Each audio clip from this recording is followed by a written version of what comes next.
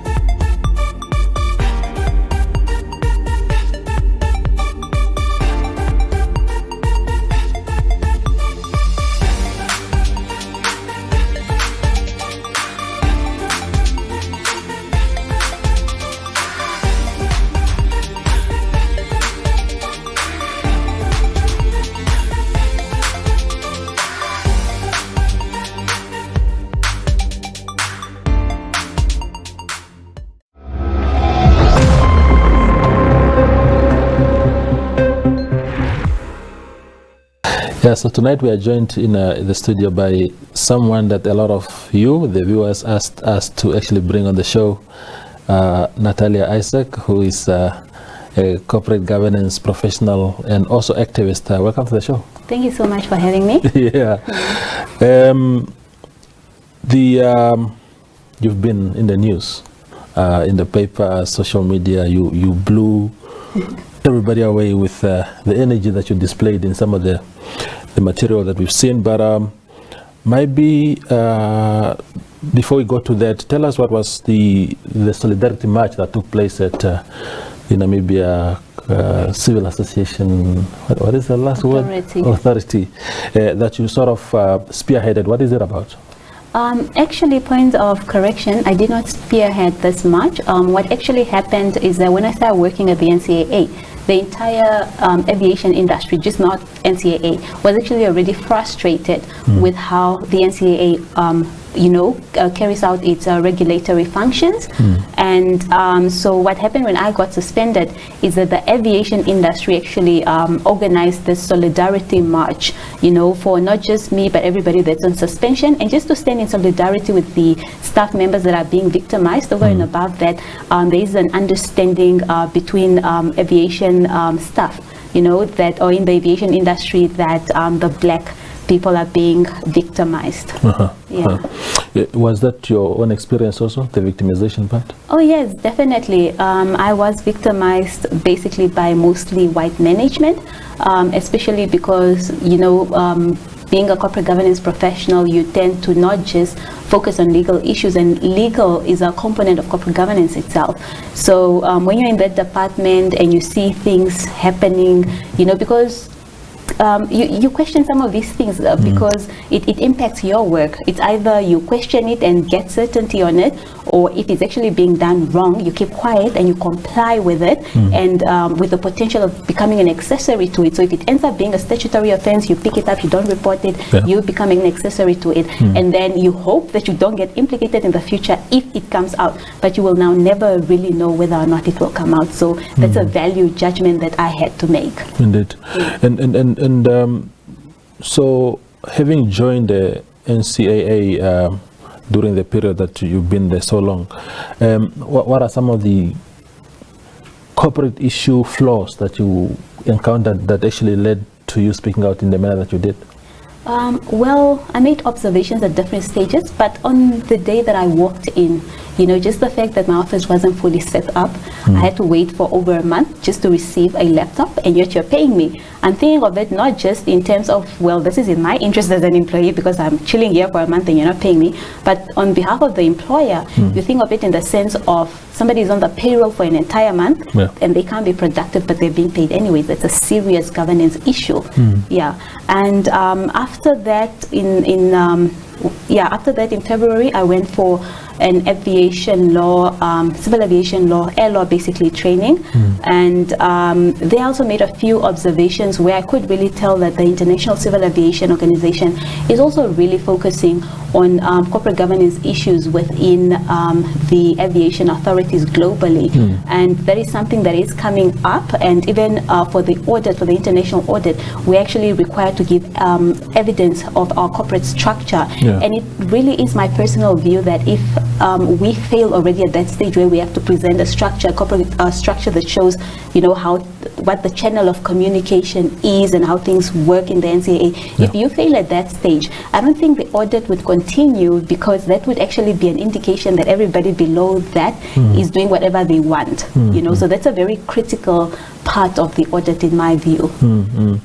And prior to what we've seen eventually in those videos, and we'll address that later, what sort of, especially in the position that you hold in the authority, quite a very powerful position, what kind of engagement have you had with your principals prior to that? Yeah, like I said, I made various observations at different stages, but I'm somebody who really, you know, it's a very strong part of the legal profession, the legal profession basically, that you keep records in writing. So when I do pick up something that is wrong, like in the beginning, I would write to my seniors, right? The senior legal counsel and chief legal counsel, I would write to them and say that I don't think this is right. For instance, in March already, I picked up that there's this understanding that we have to first consult the aviation industry, which consists of 100% white operators, okay? So we first have to consult them when we have to enforce ICAO standards. So you have ICAO standards and you have ICAO recommended practices. So the standards are actually international law. We must comply with them. And if we intend to not comply with one of those, then we have to file a difference with ICAO. So what happens in the NCAA is that they would go to the industry and ask them which standards they want to comply with, which ones have cost implications for them. But they forget that as an administrative authority, the powers in respect of that authority are actually given to the minister in terms of Section 4 of the Civil Aviation Act number 6 of 2016. And so what happens is that the minister delegates these powers to a board, some of them, you know, Section 32(1) would actually tell you that the minister can delegate some of these powers to the board and accept, you know, the exception, certain powers that he can't delegate. One of the powers that he cannot delegate is the ones with regards to passing regulations. So when you reach out to this industry to ask them to consult with them, basically they're choosing which laws they want to comply with, you know, that is us basically delegating powers delegated to us by the minister, then delegating them further without his written consent. And I do understand really that, you know, the aviation authority itself is still in a process where it's learning, you know, as they're trying to enforce the Civil Aviation Act. And I do really appreciate that one of the observations I've made is that there's very limited legal knowledge in the board, as well as the management itself, limited corporate governance knowledge, and just limited leadership analytical skills. Because, for instance, right now, as we all are aware, the board is, you know, basically ignoring the minister's instruction to not renew or appoint Mr. Raynard Gardner as an interim executive director. And they are relying on Section 34 of the Civil Aviation Act, you know, and the Section 34 basically speaks to when that position becomes vacant, the board can appoint someone. But now they forget that you have to read the Act as a whole, right? You have to start with Section 4 and understand that those powers are given to somebody who is a minister who must be appointed by the president if we need to go and educate them on that process, you know? So then the minister would delegate downwards, right? And so when you go to Section 32(1), then it says that the board may then appoint someone, and then the minister has to agree. Because it is the minister who holds the powers. He delegates them to the board, but only some of them. And then if the board is going to delegate further, they must have his concurrence. That is to say, you must have my consent if you're going to act on my behalf, because that is what the executive director in Section 32, Section 32, subsection 3b, if I'm not mistaken, makes it very clear that if the board is going to delegate certain powers to the executive director, it must be done it must be done with the written approval of the minister. So right now, having a situation where the interim executive director, as is alleged to be, is basically just exercising ministerial powers without the minister's consent, and that is not just disrespectful to the ministry itself and the minister in particular, it's disrespectful to the government of this country. And to emphasize on that, yesterday, for the first time in 3 years, and for the first time in my 5 months that I've been in the NCAA, yesterday was the first time that management engaged the rest of the staff at a meeting. So this morning meeting focused basically on just intimidating staff, I guess, because of the solidarity march that was that went on today. And in that meeting, I am informed that Mr. Reinhard Gartner basically says that if the staff members see the international people and the national people who are sending him text and supporting him in this, our understanding of this is that he's victimizing us. So apparently if we see who's supporting him in this, we will just faint, whatever that is supposed to mean. Then the senior legal counsel, Mr. Simelo, after that makes the comment that, they will wait on those who have the power and the authority, the power to call the shots. So they will wait on those who have the power to call the shots. Now, taking into account that our minister has been writing since 18 May, making his position very clear, and this is not a political instruction, by the way, it's an instruction that he's exercising lawfully in terms of the act, and, so basically, Mr. Simelo says that, they'll wait on those who have the power. And just going by the fact that the minister has written now about 5 times and has been ignored, because sometimes they don't even render timeous responses. That just shows that for them, per their understanding, it is not the minister who is calling the shot or the government, And so this is really of concern to me, and I think this is really where I would like to urge the relevant ministry and government as a whole to step in, because for me, this is serious, because it tells me that my government cannot protect me right now, and if that is the case, should I be, seeking UN protection then? Is our sovereignty as a state compromised? What is that supposed to mean? So that's a really, it was an intimidation tactic that just went too far. I get it. So let's talk about aviation. Is the list of the areas where I possess any competitive understanding, but is aviation predominantly white because of the context of history, where whites were sort of the first people to get into that space and then gain understanding and skills that are required, or there is a deliberate racist exclusion of other races from joining that industry and be in the position where they are? I think it's definitely a historical consequence, because there's been this position by management that we don't have qualified Namibians in terms of qualifications and experience, and that Mr. Gartner is highly qualified, and he's talking about his experience as a pilot since 1978. So for me, it's a thing of, okay, that is obviously the case. If you have experience dating back to 1978, it's because you have, and being a white male, you're in the most advantaged category in all of history to date even, So if you have experience dating back to 1978, which is older than Namibia itself, is this experience supposed to count against us Namibians? And this is a question that people really need to ask themselves, because I don't think that was the intention when the Affirmative Action Employment Act was passed. It was to, sort of do away with the prejudice that most black people would face, given the privileges that they did not enjoy before independence. And of course, because of those privileges that white people had before independence, this is why we find ourselves in a situation that it is commonly understood that Namibians are not qualified. In other words, black people are not really qualified. But I also challenge this really at the same time, because it's 30 years later, after independence, we do have qualified Namibians.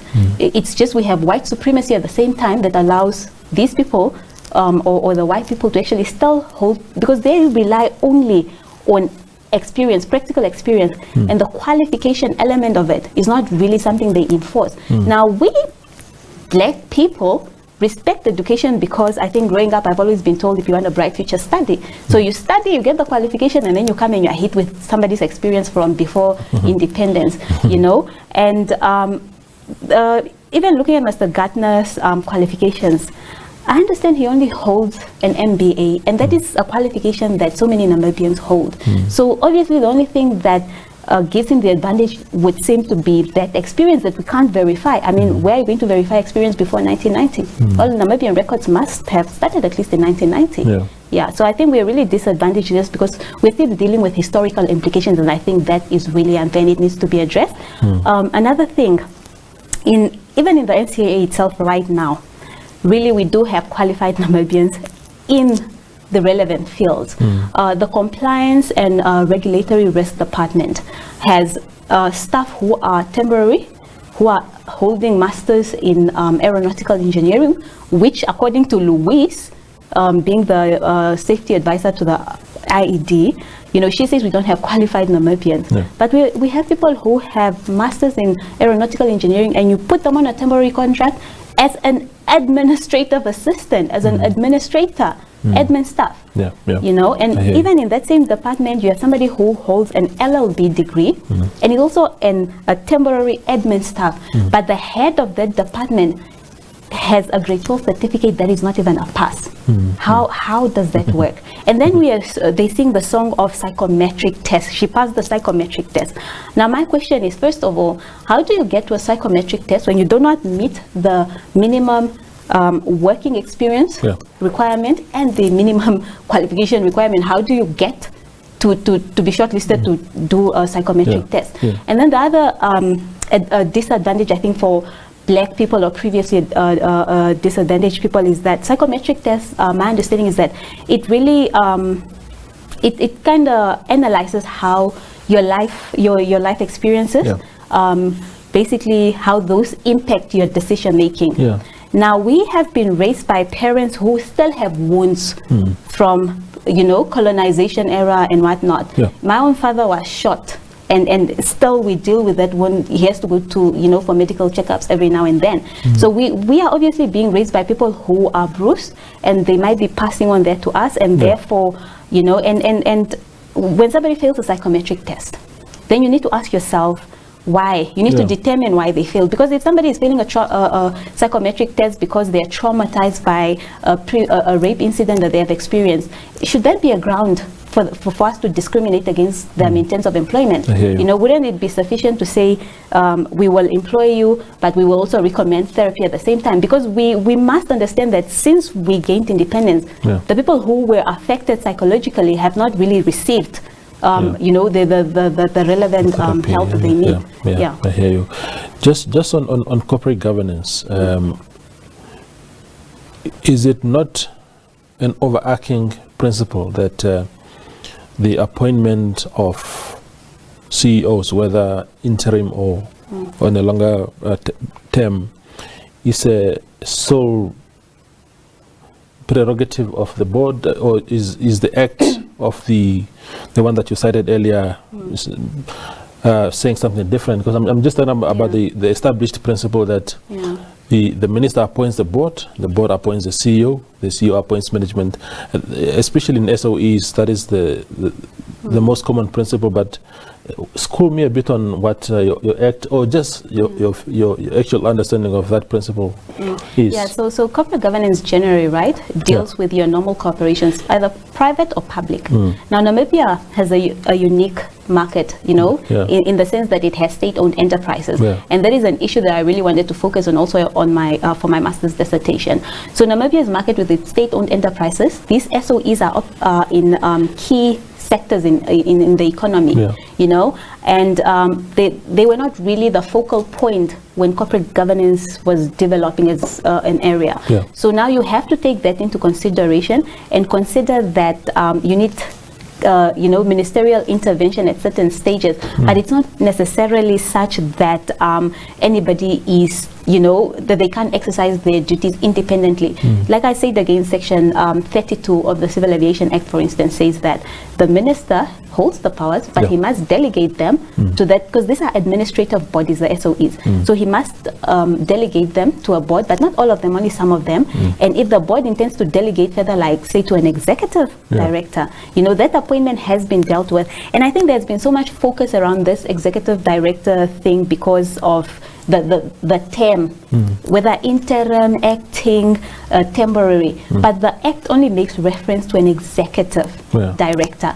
So whether you are going to be acting for one day or interim, the emphasis is not on the term that you're going to hold this position. The emphasis is on the duties, the statutory duties that you're going to hold. You need ministerial approval for that. But it does not mean that the minister is going to be then telling you what you do on a daily basis. The danger rather is when you find, for instance, in NCAA case, where you find that the person who now wants to be the IED and wants to be appointed substantively was the chairperson of the NCAA board.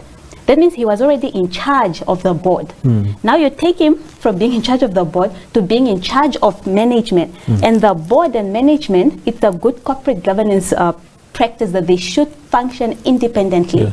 And I picked up that is not the case in the NCAA. It can't even be the case when a chairperson of a board is being appointed into an executive director position, which is equivalent to a CEO position. And that is why there's this commotion, because the board and the management has colluded. Every time we hear there's a board meeting, it's board and executive committee, Indeed. And also, just on the same subject of corporate governance, the statement of the Minister John Mutora, that he issued in relation, I suppose, to the events that unfolded, there was a directive, if I read correctly, which says that somehow the institution has been deprived of the powers to even suspend. That can't be his territory. The minister to say that suspensions must not take place, is that good corporate governance? No, absolutely not. But we must remember that he's intervening at that level because the board is incompetent. The board has failed to do what it was supposed to do. I think it's very genuine of the minister to make that intervention, because we are looking at a board that has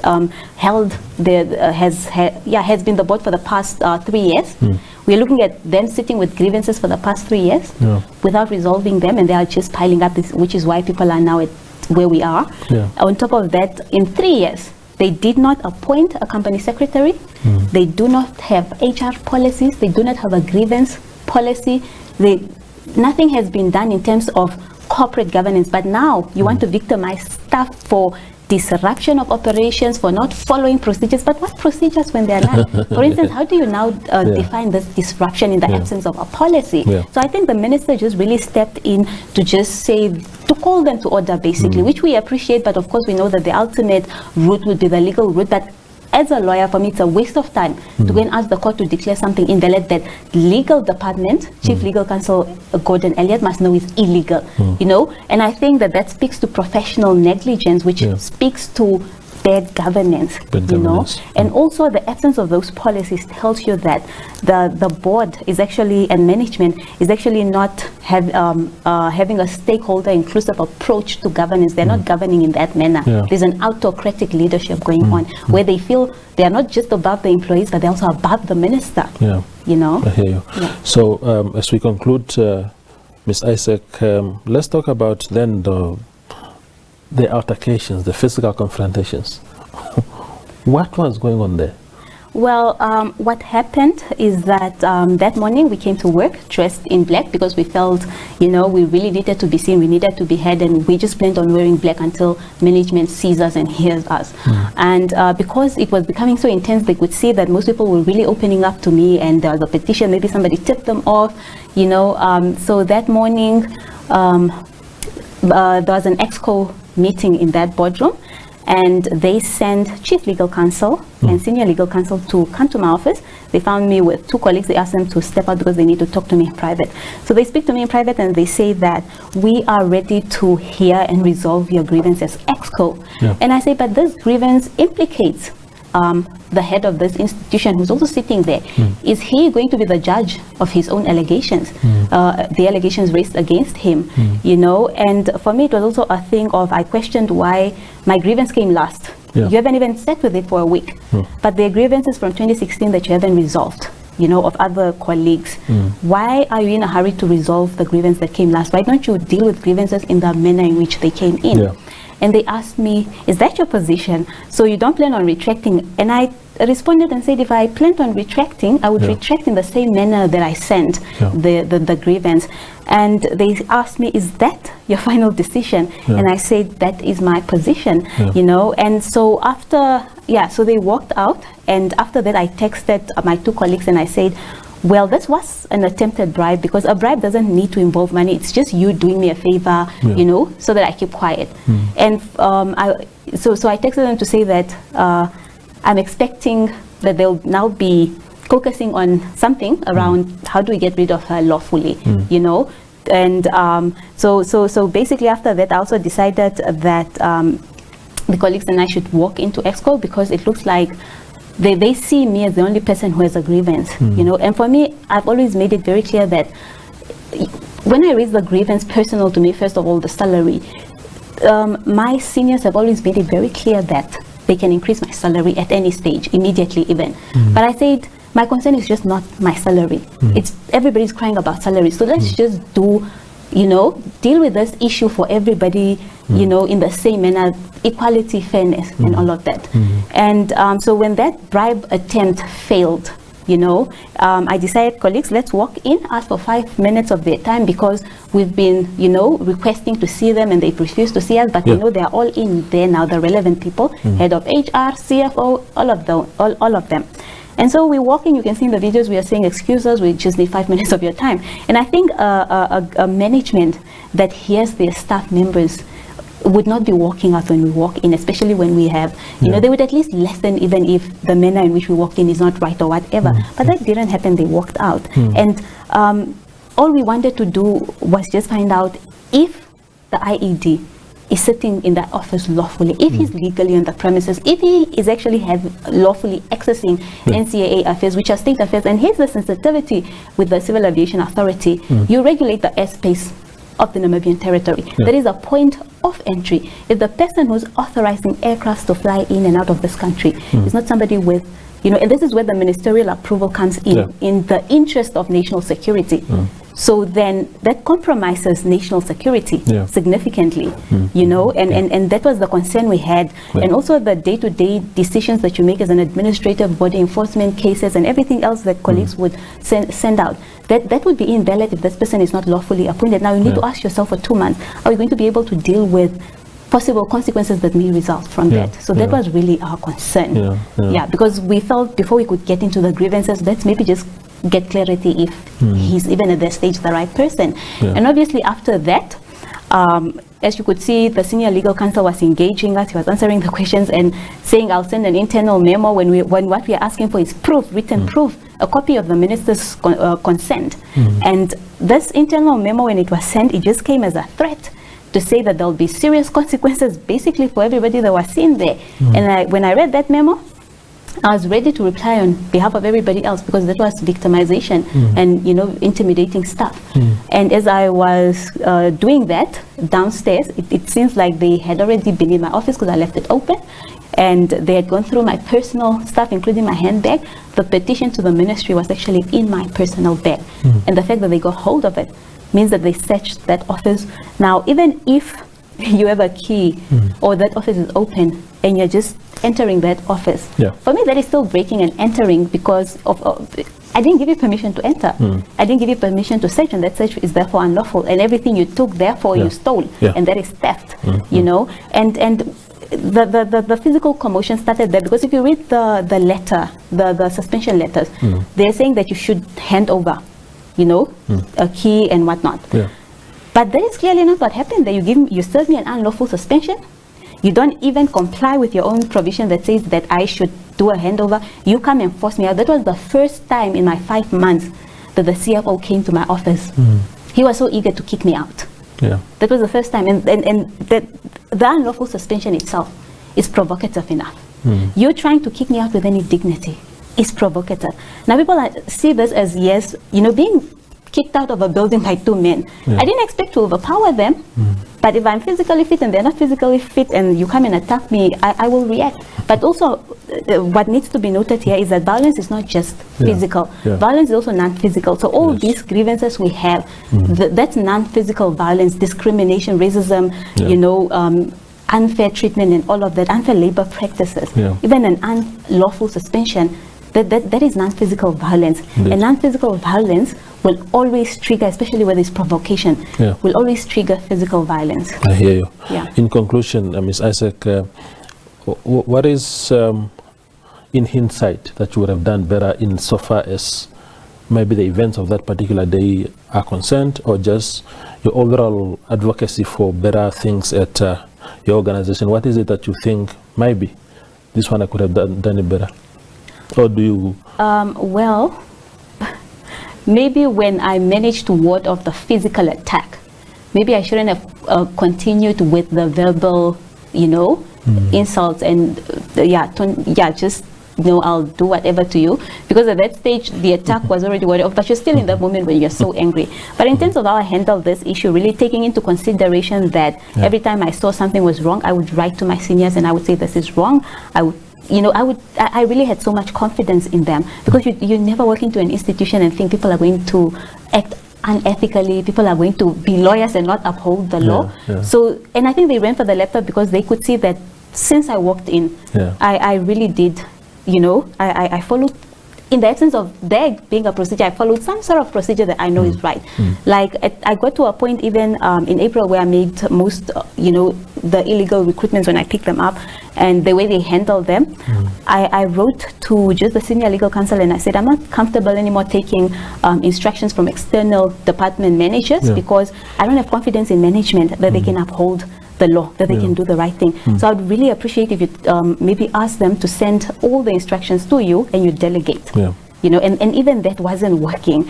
And there's so many emails where I say that I'm not comfortable, I don't have confidence in management. And if they were really serious about addressing this issue, when you get emails like that in writing and you're a lawyer, you know that that's serious and you need to address it. The issue also of qualifications and whatnot, I really did tell them in those emails that it's a very sensitive issue, when you tell people they are in positions and they're qualified.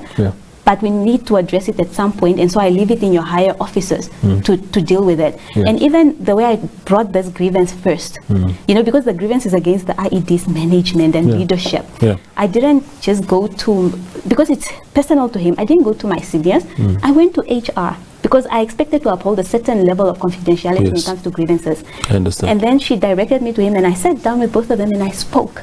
And they made a commitment to address the issues, but to really go back on that word and then later on tell the entire office, breaching my confidentiality rights in terms of my employment contract, and then forcing me afterwards to sign a draft grievance policy because I've now raised a serious grievance in writing. That other than it being victimization, it's also you unilaterally changing the terms of my employment. So in terms of how I handled it with management, there's nothing I could have done better. I have done more than what was expected of me in a company where there are no policies. I understand. Yes, thank you. Yes, Isaac, thank you very much for coming through. I appreciate your time. Thank you so much. There was Natalia Isak, who is a corporate governance professional and also activist, speaking to us, of course, about events that unfolded in the past couple of days at the Namibia Civil Association Authority here in Windhoek. I hope you now have a better view of what the events meant. Thank you for watching.